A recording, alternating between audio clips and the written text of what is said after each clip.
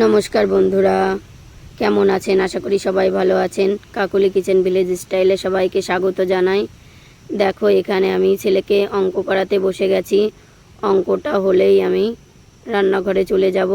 আর আজকে রান্নাঘরে তৈরি করব গমের রুটি আর সাদা আলু তরকারি। রুটিটা কিন্তু আমি কড়াইতেই ভাজবো। অনেকে বলে কড়াইয়ের রুটি নাকি শক্ত হয়, ফোলে না। দেখো আমি কি করে রুটিটা তৈরি করি।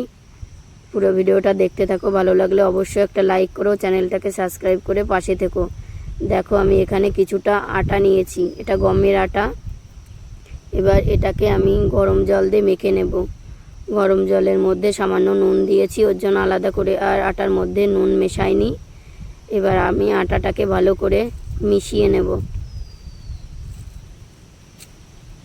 গরম জল দিয়ে আটাটা মাখলে রুটিটা খুব সুন্দর নরম হয়, ওর জন্য আমি গরম জল করেই আটাটাকে মেখে নেব। এখানে দেখো আমার আটাটা মাখা হয়ে গেছে। খুব বেশি আটা মাখিনি, 5-6টা রুটি হবে সেরকমই আটাটা নিয়েছি। এবার আটাটাকে আমি কিছুক্ষণ ঢাকা দিয়ে রাখবো। এবার দুটো আলু আমি কেটে নেব ছোট ছোট করে, যেরকম ঘুগনির আলু কাটা হয় সেই রকমই কেটে নেব। আর এই তরকারিতে কোনো মশলা দেব না, মশলা ছাড়াই আমি তরকারিটা রান্না করব। খুব সুন্দর লাগে খেতে। এটা রুটি, পরোটা, লুচি সব সঙ্গেই খেতে পারো, খুব ভালো লাগে।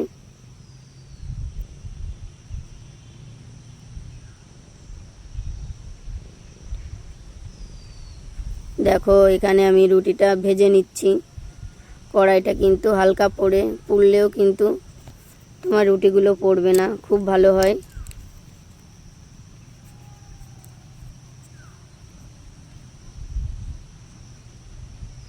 রুটি খেতে কে কে পছন্দ করো? আমাদের তো খুব ভালোই লাগে, ওর জন্য রোজ একবেলা আমাদের রুটি হয়। আজকে ছেলে বলেছে সাদা আলু তরকারি করতে, ওর জন্য সাদা আলু তরকারি করব।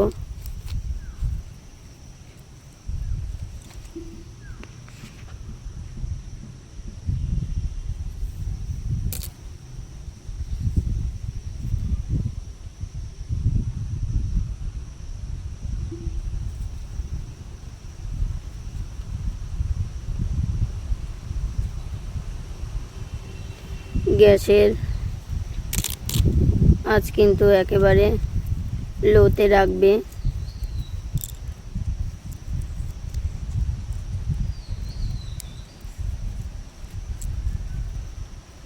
নালে কিন্তু রুটিগুলো সব পুড়ে যাবে।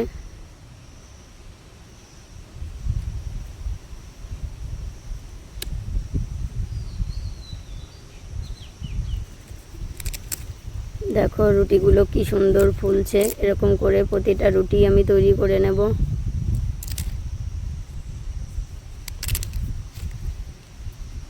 প্রতিটা রুটি কিন্তু এরকম সুন্দরভাবে ফুলছে।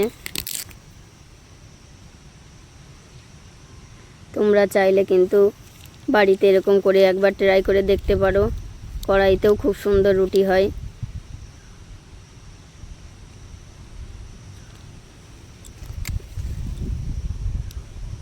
এখানে দেখো আমি তরকারি করার জন্য তেলের মধ্যে কিছুটা কালো জিরে দিয়েছি আর আলুগুলো হালকা ভেজে নেব।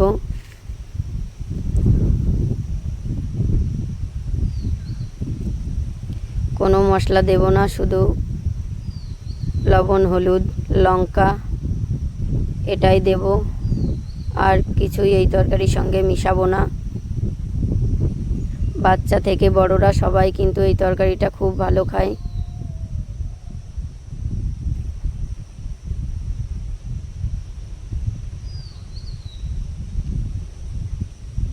বাড়ির বাচ্চা থাকলে আলাদাভাবে তোমাদের তরকারি করা লাগবে না, এরকম করলেই কিন্তু হয়ে যাবে। দেখো আমি 2-3টে লঙ্কা চিড়ে দিয়েছি।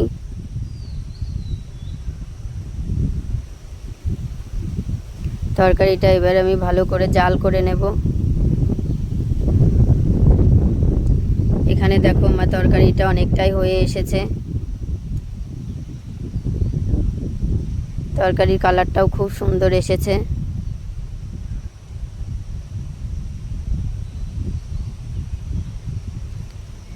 ঝোলটা দেখেছো কত সুন্দর গাঢ় হয়ে গেছে।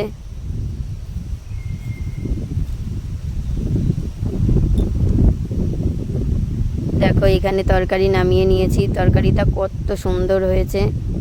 আর এখানে দুটো আম কেটেছি, আর এই দেখো রুটিগুলো বানিয়ে রেখেছি। রুটিগুলো দেখো কত সুন্দর নরম হয়েছে। এই রকমই কিন্তু রুটিগুলো নরম থাকবে। এখানে দেখো ছেলেকে দিয়ে দিয়েছি। ছেলে বলছে মা খুব সুন্দর রুটিটা নরম হয়েছে, আমি একাই ছিঁড়ে খেতে পারবো। বলছে তরকারিটা খুব সুন্দর হয়েছে।